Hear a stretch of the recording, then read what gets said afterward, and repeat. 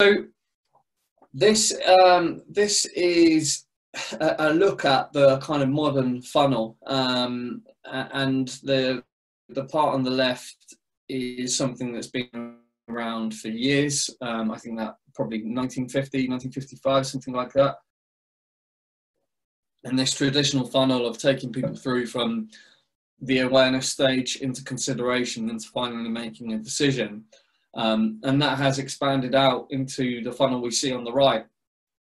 So obviously we're focusing this on online, but particularly at the moment, while people are, now being told to work from home if they can, the high street's quiet, retail shops are quiet. I think we can safely say most initial interactions are going to be a website visit rather than a face-to-face. So we start at the visit, and then I focused this primarily on B2B, because as far as I'm aware, everyone, can you shake your head if you're not B2B? Yeah, perfect. Okay, so everyone's B2B. So rather than the sale, we look at the lead.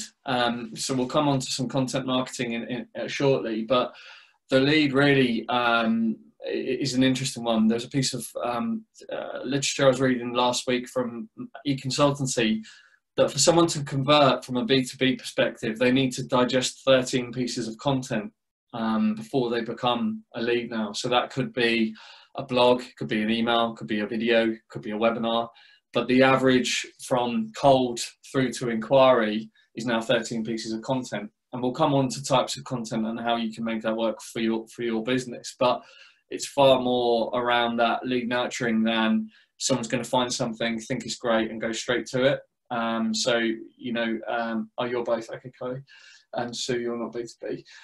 In terms of the only nuance from B2C to B2B is you can speed up that content process. People still want to know the story behind the brand now more so than ever. But in terms of converting them, particularly if you're selling online straight to consumer, you can cut out some of that process, but it's still part of what I'd like to discuss today once I finish is around types of content that you can produce, and I'm sure Susan will have some views around that. So then they've progressed from a lead, they've digested that content, whether it's B2B or P2C, and they've become what's known as a marketing qualified lead. So this is where, if you're in a larger company, the marketing team would say, I've delivered you 20 MQLs, that means I've hit all my KPIs, and these are leads that aren't just someone's filled in an inquiry form to sell you something. These are actually people that could potentially be sold to. And then as they move down the funnel, they've maybe filled in 4 or 5 inquiry forms with your competitors, but they like what you're about. They like that first touch point. They then become a sales qualified lead, which in turn goes over to sales team, unless you're a small business, in which case it's probably you doing that as well. And that moves from a sales qualified lead into an opportunity, and then hopefully a customer. And then what we're seeing, depending, lots of businesses now have quite a wide offering. So they can go from that customer all the way back round the funnel into the visit again and start that again. There's also, you could argue loads of different ways. There's also an advocate piece here, which a lot of people are using. I think the phrase user-generated content was killed in 2019 because it was just overused. But there is still a big piece here around advocacy. So getting people, it was Chloe mentioning about interior design, getting people to share their photos on their Instagram feed or their blogs or their FAQs is always going to have more impact than something we share as a business, because those are people we can identify with, we tend to trust them a bit more. So there is a piece around advocacy at the bottom as well, I would argue. Any questions on this one before I move on? Sorry if I'm looking to the right, you're looking at me. Yeah, James, that advocacy bit, unless you're going to go into it in a bit more detail later on, that's kind of getting your clients to write a review for you and that kind of thing. Is that what you mean by that? Yeah, exactly. So there's a few ways of doing it, and we're always asked, what should I do? So all of this starts with understanding who your customer is. So if we're looking at, a couple of you mentioned, Chloe mentioned you're both, Sue's B2B, Sue is B2C and the rest are B2B. when I talk about properly understanding your audience, there's a tendency to think our audience is a female, 35 to 45, lives in Sussex and has 2 young children. That to me isn't understanding your audience.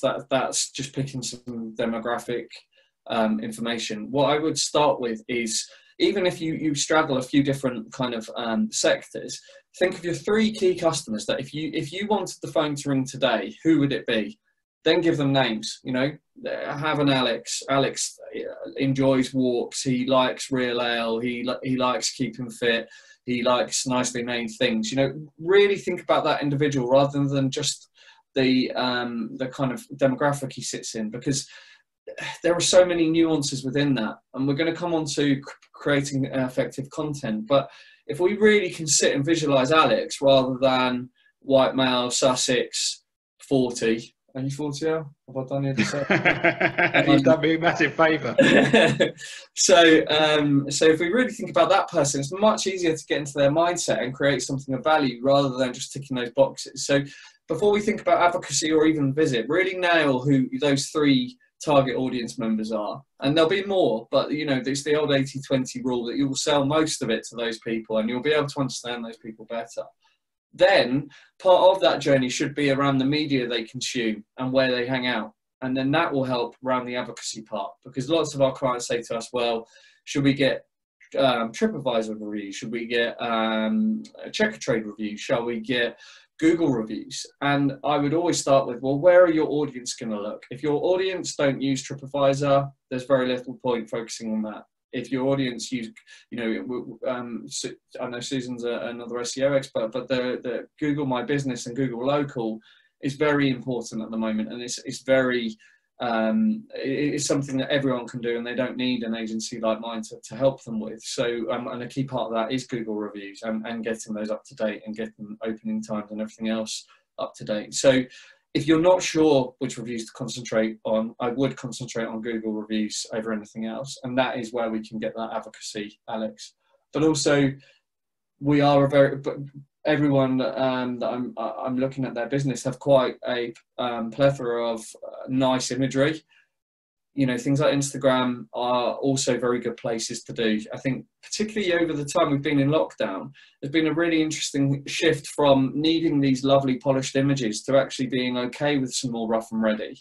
Like ASOS have done really well with their socially distanced modelling, so the photos aren't quite up to what they used to be with the beautiful white studio. They are a bit more rough and ready. And Norse Projects, one of my favourite clothing brands, they've done exactly the same. They've been taking their photos on the beach in Norway and in Sweden. So you don't have to have polished imagery for those customer advocacy pictures, and you could run competitions to incentivize people. But at the same time, you can just do the old-fashioned, would really appreciate if you could share this on your feed. It doesn't need to be any more complex than that. So, you know, reach out to those people and ask them. Most people just like the recognition. Does that answer that question now? Yes, thanks. Any other questions on the funnel? Nope, I shall move on. So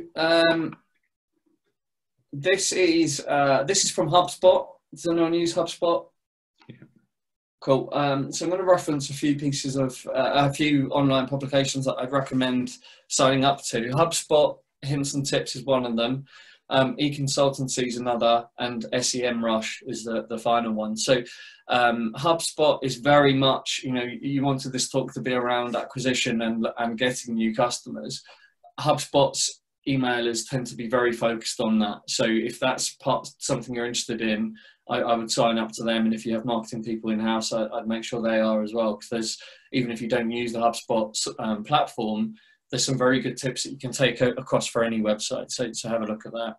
E-consultancy tends to be the kind of bigger ideas that we can learn from bigger brands, but it's very digestible information that comes out once a week. I've signed up for them for probably over 10 years now. I really like their information. And SEMrush, if you're interested in SEO and you want to get some things that you can do for your own website, particularly if you have WordPress websites, it's very easy to implement some of those hints and tips. So have a look at that as well. So this is from HubSpot, and this is their model as well. And we mentioned about the advocacy side, which they've named as promoters. So one of the key things around here, and I think we're probably pretty good as businesses, getting them to the close part and getting them to customers. But I've seen some brilliant examples recently of delighting them. So particularly in the retail world, I've seen some really nice examples of you go through to the basket and they give you a voucher that says you've qualified for free shipping, even though perhaps your basket value hasn't got there. You've already committed to that purchase, so that really leaves you with that nice, warm, fuzzy pathos feeling that I was talking about. So there's other things that we can do from a B2B perspective. I saw a really cool example the other day. I think of Safe Style Doors. I mean, I'm not an advocate of their brand at all, don't like their advertising, but I did like when you went through and finished an inquiry, there was a spin the wheel, and the spin the wheel was either 10% off if you buy in November, free window if you buy a door, whatever it was. It was probably going to be part of their marketing mix already. But again, by doing that after the initial inquiries come through, I'm left with the feeling, well, you didn't have to do that, and so I'm left with a much warmer feeling about the brand. And you'll notice, particularly Millennial Gen Z, they need to feel a connection with the business. It's no good just saying that we're a sustainable business anymore. It's the old show, don't tell. And equally showing that you have a heart to the business, or you have more than just profit and loss. This delight after the purchase has gone through is a really cool one. And that could be anything. That could be a free ebook. So Chloe, picking on you, I find interior design really hard. I'm okay at picking out bits, but putting them together or having a vision, I am crap at. So if I maybe made an inquiry and then after that, you ping me a link with 10 ways you can make your living room look more modern, or, how do you get away from everything in my house is blue, white and grey? How do you get away from blue, white, grey? How can you inject some colour? So a piece of content around that after I've made an inquiry, lovely. I'm just feeling that you actually care about your customers. And again, we'll come on to pain points and why maybe they'd make an inquiry. But I think doing the key point I'm trying to make is having this after the inquiry or the purchase rather than before is a really good way to create that advocacy, and is free. It's not something that's going to take, once we've created that content, it's not going to be something that takes a lot of time. Has anyone got any questions around that? No, cool. I should move on. So again, this is the content marketing cycle. So I took this from a consultancy, and this is a very good, if you take one slide away and do your homework, this is the one I would focus on, because this really sets things in motion for that content strategy. So everything should start with good content. I'm always asked, how many times a day should I tweet? How many Facebook posts should I do? How many email newsletters should I do? And anyone that gives you a definitive answer is talking nonsense, because they won't know. You'll know your audience, and your data will know your audience. Even if we had two home improvement companies, exactly the same member of staff, both based in Brighton, the frequency that they needed to tweet or Facebook would be completely different to the one next to them. So all of these platforms that you work with have their own free analytics software included. So use your own data. If you start tweeting more and you notice engagement goes down, dial it back. If you start producing more content and you notice on analytics, people just aren't reading it, they're bouncing, or they're just not interacting with the site at all, dial it down, have a review of the content that's worked well. But everything should start with the research and insight. So there's loads of different ways we can do this. We can ask our favorite customers. I do this every sort of 3-6 months. I'll pick up the phone to a customer and just say, look, I know you're getting hammered. I know there's so many digital marketing agencies in Brighton. Why have you stayed with me for 6 years? What is it we do that you really like? And that insight is better than anything you'll get from an email or from doing a survey. So if you're comfortable with that and you've got a new customer, or you've just completed a piece of work, that's always the best time to get some real insight into why they picked you. Then the analysis side, when we're planning our content, the first thing I would look at is going on the Google Analytics keyword planner. because this will give us a review of, you know, how many monthly searches are there for a particular topic. So if we know, you know, upgrading your home to a smart home, for instance, Alex, there's 20,000 searches a month for in the UK, and there isn't an awful lot of competition, well, that's where we should focus that first point of content. Equally, you know, I mean, the internet was awash with people telling you how to use Zoom over this period, how to ensure your teams are engaged over remote working. Those kind of things became white noise quite quickly, but there are still ways that you could make that important for your audience. So again, the first thing I would think about when we're looking at our audience and doing our research, and I know it's an old school thing to say, but it's looking at their pain point. You know, why are they coming to you, Chloe? Is it because they're like me and they can't match colours, or they just pick a couple of bits that just do not go and they don't know how to tie them together?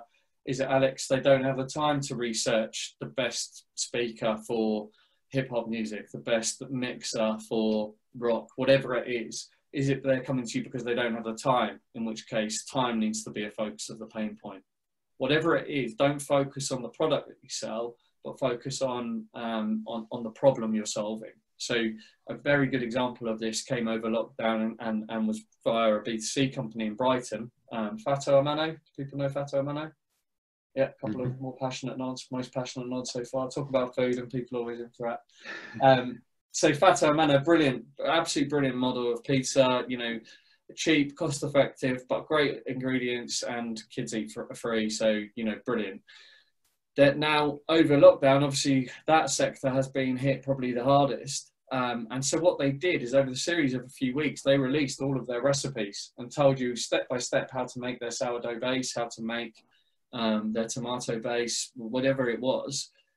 And so that was a perfect example of they've really understood that people love pizza, people want to do it quickly, but they've also understood actually in lockdown, you know, I've got 2 small children, I want to keep them engaged and happy, and making food with them is a lovely thing to do, kills a bit of time, and also you then end up with a product at the end. So it's a very good example of, on first instance, you might think, well, that's giving away my secrets, and then why are they going to come to me?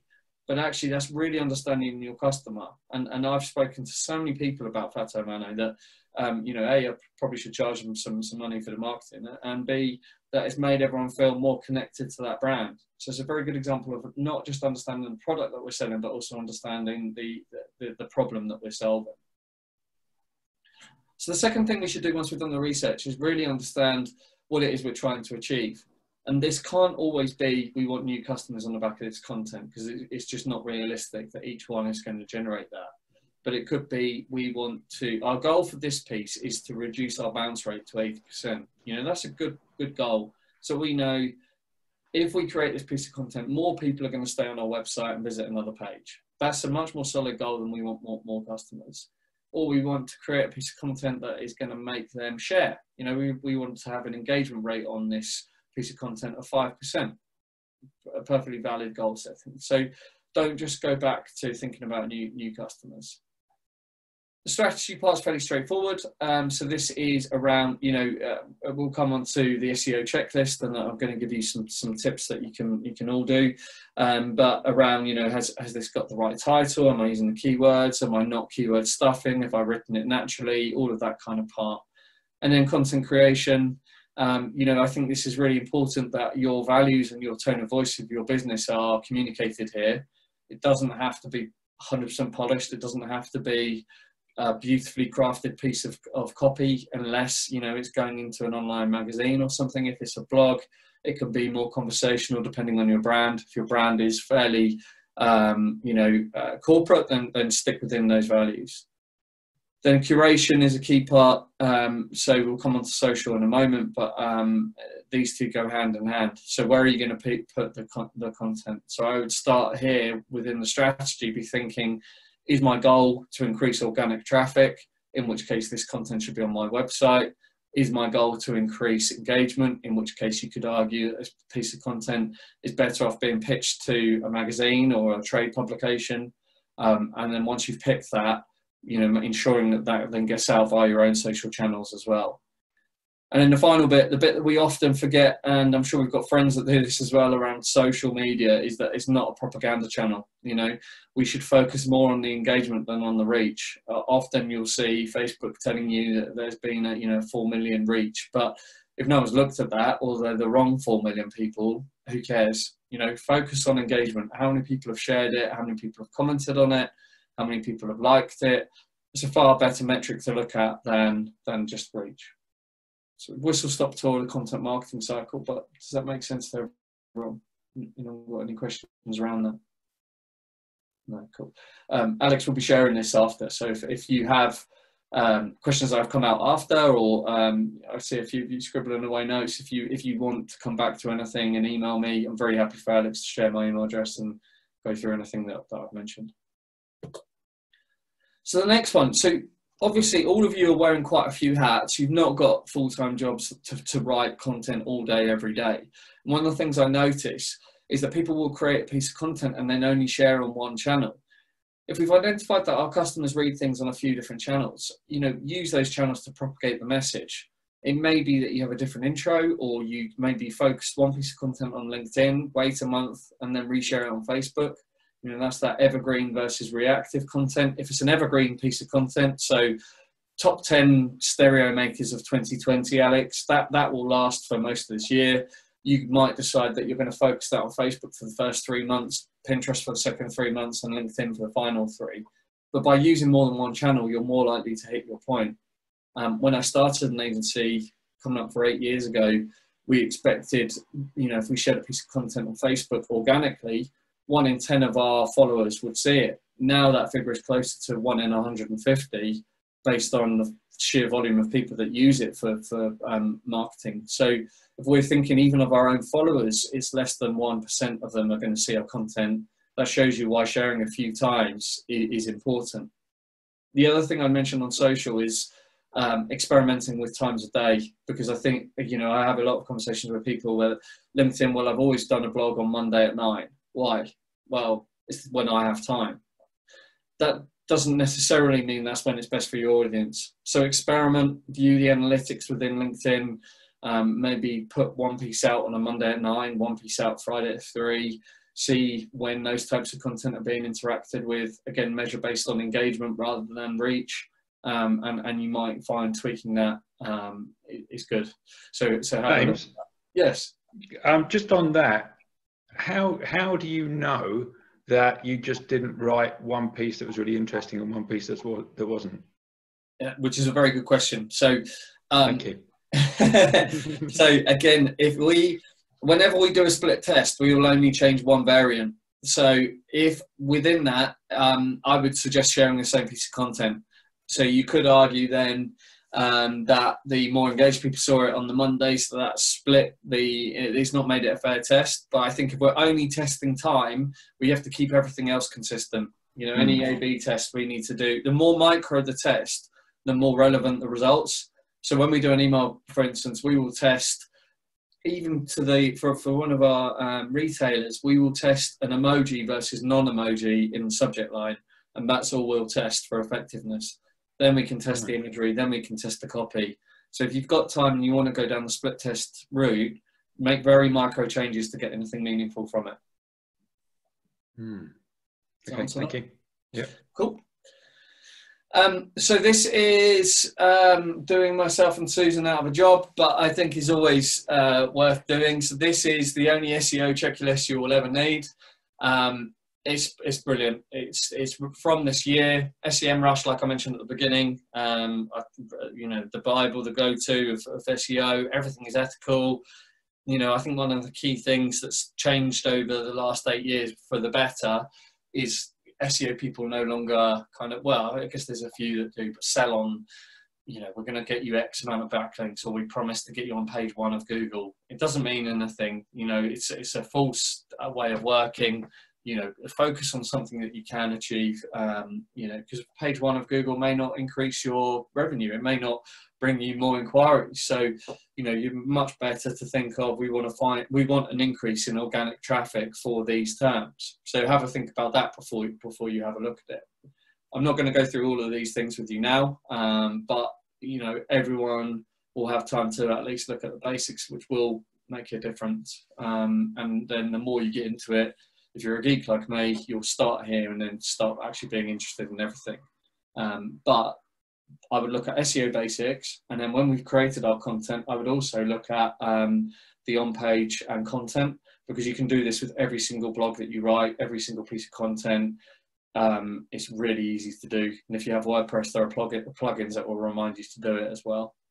So have a look at this, and if there's any terms in here that don't make sense, again, feel free to ping me an email after, and I'm happy to go through it.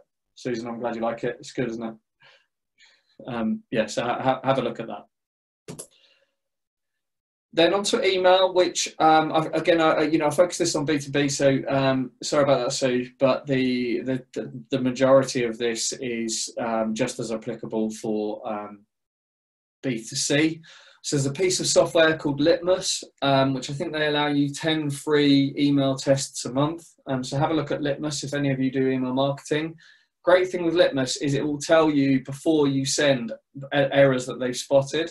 So whether there's a spammy word in the subject line, whether the image to text ratio is too high, whether your images won't be rendered properly in Gmail, loads of different things. So have a look at Litmus, because that will do a lot of the heavy lifting for you for free. I can't remember if it's 5 or 10 a month, but it should cover the bulk of it.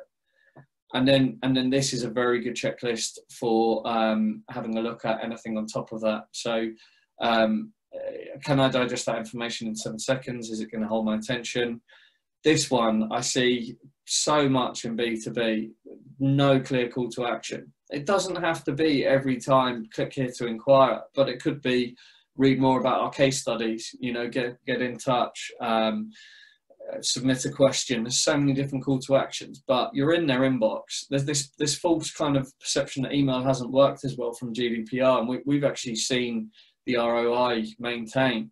People, particularly now at the moment, with more time at a desk or with their phone at a home office, they've got more time to read things. So we're actually seeing, much more of an increase in open rates and click-through rates. So, capitalize on that by making sure there's a call to action. Subject line 50 characters or less for 2 reasons. One, humans don't like reading more than that. We're not kind of conditioned to. Secondly, things like Hotmail and Gmail just don't like delivering because spammers tend to use long words. Again, most important part of the subject line. So if we've got, for instance, Chloe, picking on you, how to match orange. I don't know, can you match orange? Is that a thing?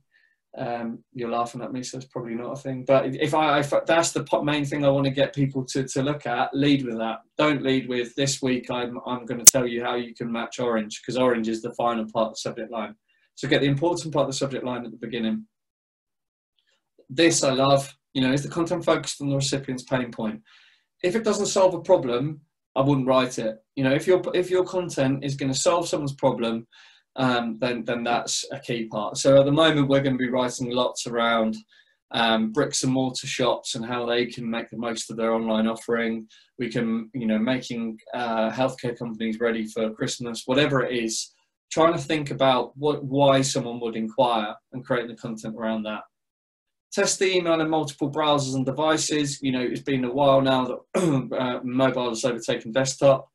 But have you looked at Android versus iOS? Have you looked at tablet versus smartphone? So have a look at that. You can do all of that within things like MailChimp or more sophisticated email platforms as well. Segmenting your list. Again, I'm aware that you're not all full-time marketeers. So this can be a big piece of work. But if we have time, it's something that we could do once and then refresh every so often. So, key segments are, Chloe, you mentioned you're both. So having a B2B list and a B2C list. You could have people that are interested in particular products versus others. And again, the more tailored we're making that journey and the more we're delivering relevant content, the better everything else is going to be. This one should be by default now. If people haven't opted in, we're not GDPR compliant, so we need to make sure. And the unengaged contact, so this is always an interesting one that we always do with any new client. If someone hasn't opened the last 3 emails, we would classify that as a soft bounce. So we're kidding ourselves by looking at, we've got a 50,000 email database. well, how many of those have actually opened an email from you in the last year? Because if they haven't, you could be doing yourself more harm than good, because they're then associating you with spamming or just with not sending them anything interesting. So don't be afraid to purge every so often, or if you're not quite ready to get rid of them, send them an email. You know, make it look like it's a one-to-one email with, you know, I've noticed you've not opened anything from me for a while. Have I made the unsubscribe button too difficult? Are you interested? Would you like to take a break? You know, and if your brand's fun, you can have some fun around that. You know, I've seen quite a few retail brands doing the whole, it's not me, it's you, or no, it's the other around, isn't it? It's not me. So, you know, there's a few ways you can do that, but if you're comfortable having fun with it, you'll get some good answers. And well, we've done that for brands. We did that for a Joe Malone campaign, actually. There had quite a few people that weren't engaged on their email list. And Joe Malone, you know, one of the key things from a retail perspective, we expect discount codes or discounts in email. That's the key reason people sign up to retail emails. And Joe Malone never discounted products. So it was quite difficult coming up with things that we could do to promote that. So we were doing, you know, adding second items to their basket, or we went down the ethical avenue. But also emailing those people that had opened but hadn't clicked on anything, and asking them what kinds of content they wanted to see or why they hadn't perhaps engaged was a really good way of gaining that feedback. So don't be afraid to kind of engage with those people and ask them perhaps why they haven't opened or clicked through. So that's me. That's a whistle-stop tour of how you can get more customers in 35, 40 minutes.